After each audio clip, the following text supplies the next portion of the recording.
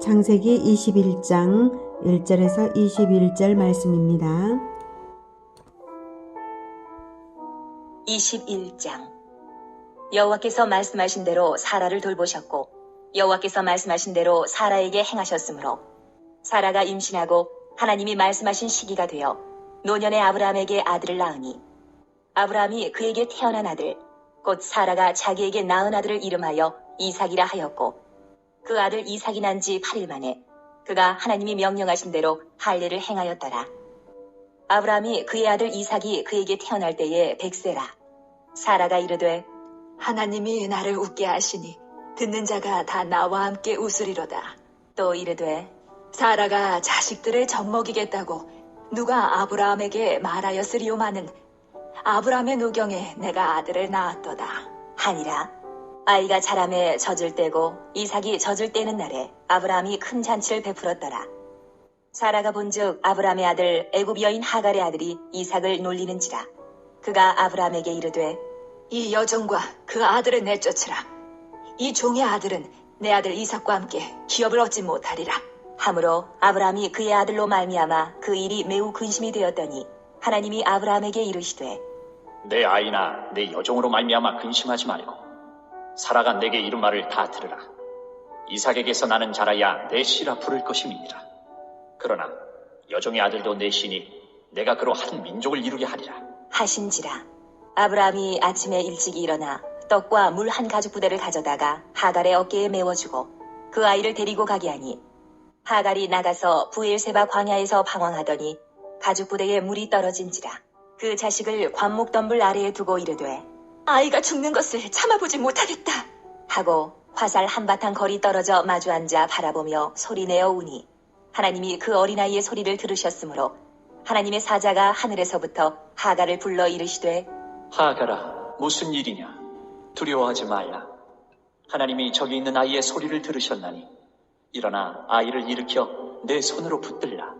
그가 큰 민족을 이루게 하리라 하시니라. 하나님이 하갈의 눈을 밝히셨으므로 샘물을 보고 가서 가죽 부대에 물을 채워다가 그 아이에게 마시게 하였더라. 하나님이 그 아이와 함께 계시매 그가 장성하여 광야에서 거주하며 활 쏘는 자가 되었다니 그가 바란 광야에 거주할 때에 그의 어머니가 그를 위하여 애굽 땅에서 아내를 얻어 주었더라. 그때에 아비멜렉과 그 군대 장관 비골이 아브라함에게 말하여 이르되 내가 무슨 일을 하든지 하나님이 너와 함께 계시도다. 그런지 사랑하는 형제 여러분, 5월 25일 월요일 예수제자교회 새벽 목상에 오신 것을 환영합니다. 오늘은 아브라함에게 굉장히 난감한 일이 벌어지죠. 당시에 대체로 3살쯤에 젖을 떼고 잔치도 하는 풍습이 있었어요. 사라가 아들을 낳고 너무나 행복한 나날을 지내고 있었고요. 이제 돌잔치가 아니죠. 3살쯤에 젖을 떼고 잔치를 합니다. 잔치를 베풀면 잔치에 오는 사람들이 아기를 축복하고 덕담을 하죠. 축복의 말만 해야 하는 그 좋은 날에 17살이나 되어서 알 거 다 아는 이스마엘이 어린 이삭을 상대로 못된 말을 한 것입니다. 9절 놀리는지라 라는 우리말 번역은 약한 표현이고요. 실제로는 심한 모멸을 느끼게 하는 핍박 행위입니다.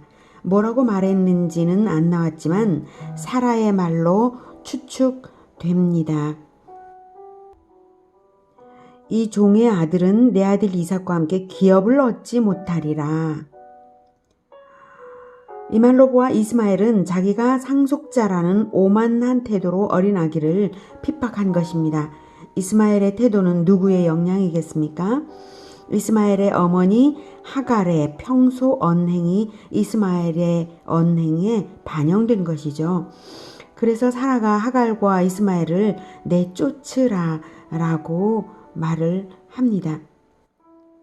내쫓으라고 하는 사라가 지나친 것 아닌가 하고 생각하실 수도 있어요. 하지만 왕가의 경우라면 어떻겠습니까? 이삭은 이미 태어나기 전부터 하나님의 주권으로 선택되어서 왕세자로 책봉된 아들과 같아요. 그러면 후궁의 아들이 왕좌 상속을 노리고 왕세자를 핍박하면 후궁과 그 아들이 함께 쫓겨나는 것이 당연한 일인 것입니다. 같은 원리입니다. 아브라함 가문은 언약 가문이죠. 하나님이 인류 가운데서 유일하게 언약을 맺은 사람은 아브라함 딱 한 사람뿐입니다.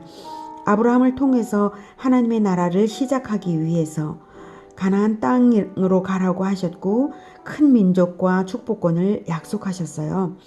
아브라함 가문은 쉽게 말하면 한 민족의 왕가가 시작되는 시점인 것이고 사실은 그보다 더 중요한 일이죠. 그러니 기업의 상속은 왕권의 승계처럼 중요했고 형제 가운데 한 사람이 세자로 책봉되었다면 다른 형제들은 충성스러운 신하가 되어야 하는 것이지 경쟁자가 된다면 큰일인 것입니다. 나라의 기초부터 왕창 흔들리는 일이죠. 아브라함이 매우 근심이 되었습니다. 사라에게 당신이 왜 그렇게 매정하게 그러냐고 하지 않았던 것은 사라의 말에 정당성이 있다는 것을 알기 때문입니다. 그러면서도 이스마엘 역시 너무나 사랑하는 아들이고 이삭이 태어나기 전에는 상속자로 생각했었기 때문입니다. 아브라함은 정말 자기가 저지른 잘못들이 자기를 향해 부메랑처럼 역습하는 것 같았을 거예요. 어떤 잘못들이 떠올랐을까요? 애초에 이집트 여종 하갈을 첩으로 취하지 않았다면 이런 일은 없었을 텐데 하고 후회했을 거예요. 하갈을 여종으로 데리고 오게 된 것은 이집트에 내려갔었기 때문이죠.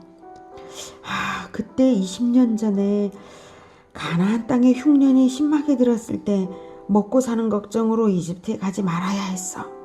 하나님이 있으라고 하신 가나안 땅을 떠나지 말았어야 했는데 이집트에 갔다가 이집트 여종 하갈을 얻고 말았지. 그때 이집트 풍토가 너무나 악했지. 이러면서요. 아브라함이 어여쁜 사라를 빼앗으려는 남자들이 자기를 죽일까봐 자기 안전이 걱정될 정도였죠. 얼마나 걱정을 했던지 사라를 누이라고 속이고 살았죠. 그래서 이집트 왕이 사라를 아내 삼으려고 데려갔었고 아찔한 그 상황에서 하나님이 주권적으로 등장하셔서 이집트 왕을 혼내고 사라를 돌려보내게 하셔서 사라의 정조를 지켜주셨는데요. 이집트 왕이 사라를 데려갈 때 이집트 남녀 종들을 아브라함에게 선물로 주고 데려갔었거든요. 하갈은 아마 그때 종으로 들어온 거예요. 그런 똑같은 일이 블레셋 왕 아비멜렉에게서도 또 한 번 있었죠. 그때도 하나님은 똑같이 사라의 정조를 지켜주셨고 아브라함의 안전도 지켜주셨어요. 아브라함은 지난 일을 깊이 후회하면서 깨달았을 거예요. 하나님은 주권적으로 나를 지키시는데 나는 내 걱정으로 내 방법대로 해서 내 올가미를 스스로 만들었구나. 이렇게요. 사라의 정조를 주권적으로 지키신 것을 보면 하나님의 뜻은 반드시 사라를 통해서 언약의 아들을 주실 거라는 뜻이었어. 그런데 내가 왜 긴가민가 하면서 하갈을 첩으로 두었단 말인가. 이런 일이 이렇게 될 줄은 정말 생각도 못했다. 이렇게 하면서요. 하갈은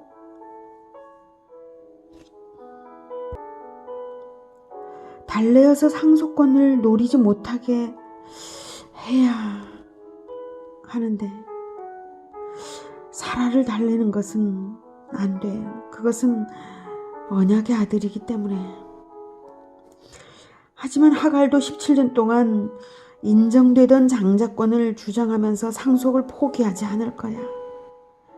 내 나이가 100살이 넘었는데 내가 죽으면 상속 문제로 큰 싸움이 나겠구나. 이 일을 어쩌지.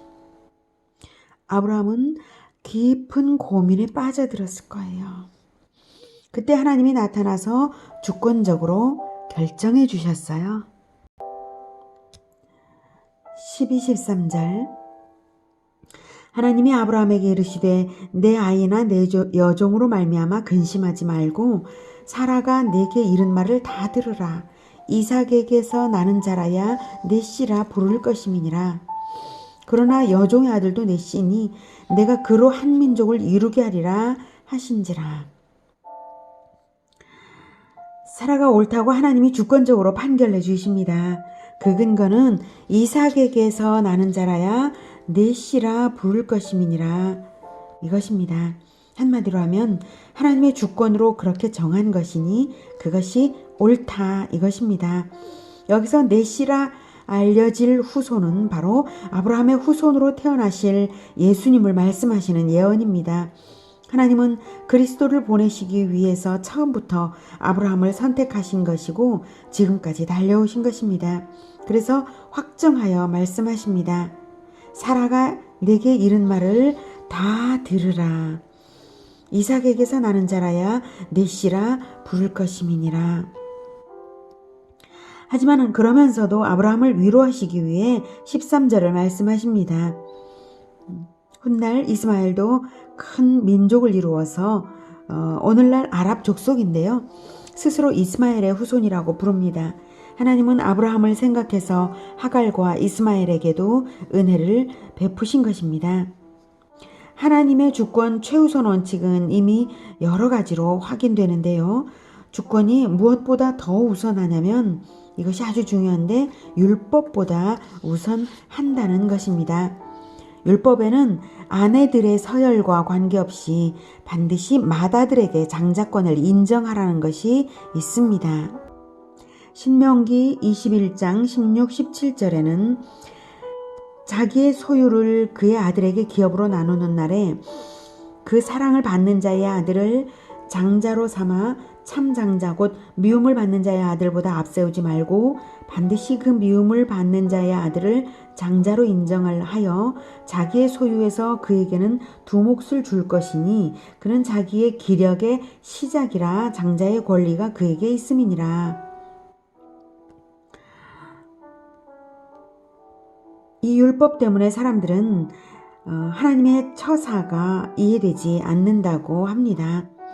하지만 알아야 할 것은 주권에서 율법이 나온 것이지 율법이 하나님의 주권을 만든 것이 아니라는 사실입니다.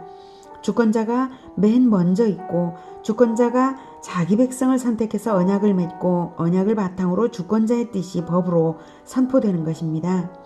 하나님의 주권이 최우선이고 하나님의 주권이 백성을 선택하고 하나님의 주권으로 율법이 선포됩니다.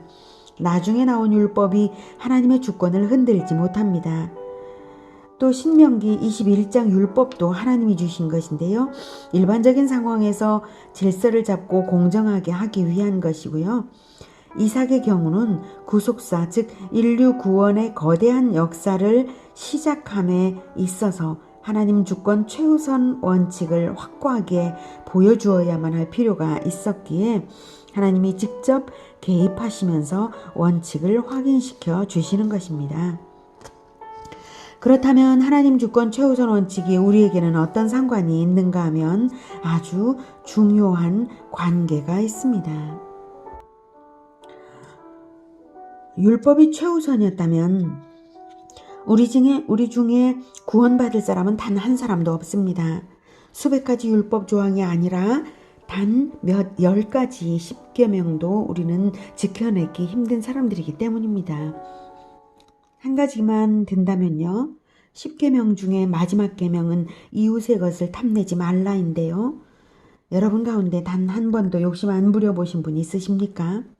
우리는 율법으로만 따지자면 결코 구원받을 수 없는 죄인들입니다. 영원한 지옥으로 확정된 사람들입니다. 그런데 하나님 주권 최우선 원칙이 있기 때문에 하나님은 주권적으로 죄인인 우리를 구원하기 위해 주권적으로 우리를 선택하시는 은혜를 베푸셨습니다. 우리는 죄값을 하나도 안 치르고 다만 믿기만 하면 구원을 얻는 진리를 세우신 것도 하나님의 주권적 은혜입니다. 하나님의 주권 최우선의 원칙을 바꿔 말하면 하나님의 은혜 최우선이라고 바꿔도 무방할 것 같습니다. 하나님은 주권적으로 은혜를 베푸시니까요. 하나님은 우리를 구원하시기 위해 그리스도 예수님을 주권적으로 보내셨고, 정말 은혜죠. 누가 막을 수 있었나요? 예수님을 보내시기 위해 이삭을 주권적으로 선택하셨고, 정말 은혜죠. 누가 막을 수 있었나요? 이삭을 주시기 위해 아브라함과 사라를 주권적으로 선택하셨습니다. 정말 은혜죠. 누가 막을 수 있었나요? 아브라함과 사라만 선택하신 것이 아니라 우리들 한 사람 한 사람도 다 주권적으로 선택하시고 부르셨기에 지금 우리는 하나님을 만나게 된 은혜를 받은 것입니다. 하나님의 은혜를 막을 권능이 없습니다. 이것이 하나님 주권 최우선의 원칙입니다. 그러기에 하나님의 은혜를 최우선에 확고하게 놓기 위해서 하나님 주권 최우선의 원칙을 하나님께서 보여주셔야만 했습니다. 그래서 아브라함에게 사라의 말을 들으라. 이삭에게서 나는 자라야 내 씨라 부를 것이라 하고 하신 것입니다.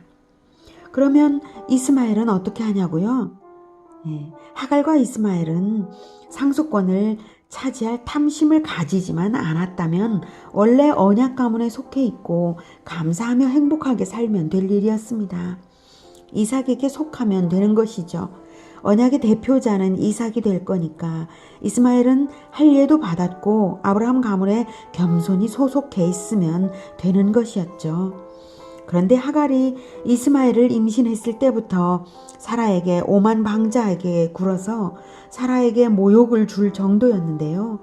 사라의 자리를 탐내었기 때문입니다.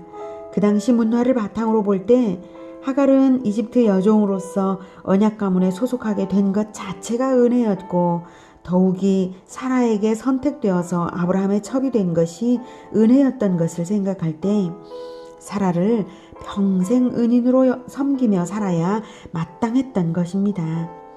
그것이 도리라는 것은 창세기 16장에서도 알 수 있는데요. 하갈이 학대받아 가출했을 때 나타난 하나님께서 하갈에게 말씀하시기를 내 여주인에게로 돌아가서 복종하라고 하시면서 하갈이 낳을 이스마엘은 모든 형제와 대항하며 산다고 하셨죠. 그 말을 듣고 하갈은 하나님이 자기 마음을 다 들여다보신다고 말했습니다. 즉, 늘 대항하는 하갈처럼 그 아들도 그렇게 된 것입니다. 그런 하나님의 명령 때문에 집으로 돌아오기는 했지만 그러나 하갈은 결코 진정성 있게 사라를 섬기지는 못했어요.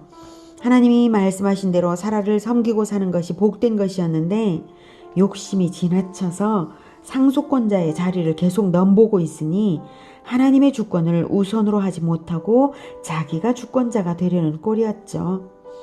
그러니 하나님도 어쩌시겠어요?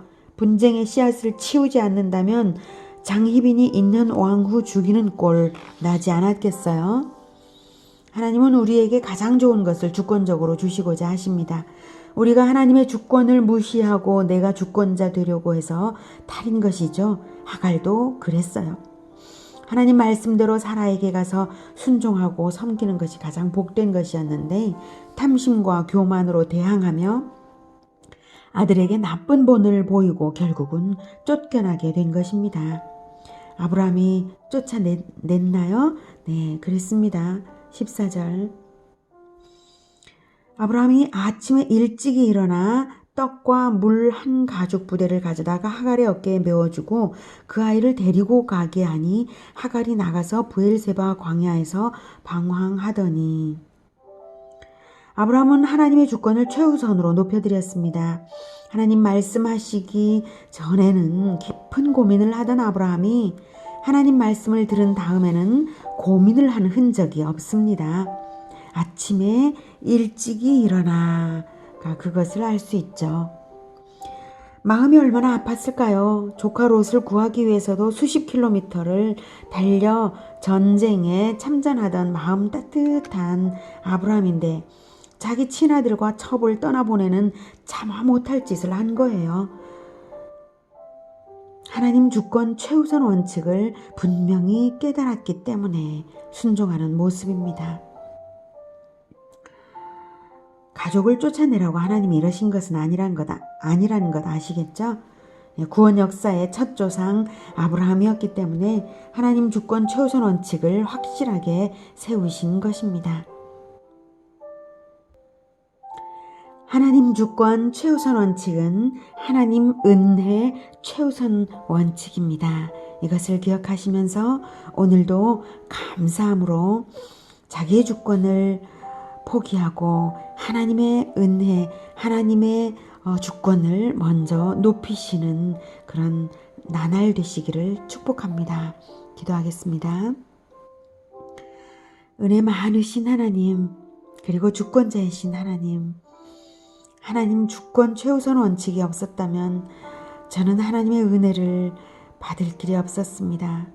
우리는 그렇습니다. 우리는 날마다 나의 주권을 가지고 내가 주권자인 줄로 여기고 살아갑니다. 우리를 불쌍히 여겨주셔서 내가 주권자가 되고자 하는 탐심을 버리고 오늘도 하나님 주권을 최우선하여서 섬겨드릴 수 있도록 도와주시옵소서. 예수 그리스도 이름으로 기도드립니다. 아멘. 이어지는 시간은 개인 기도 시간입니다.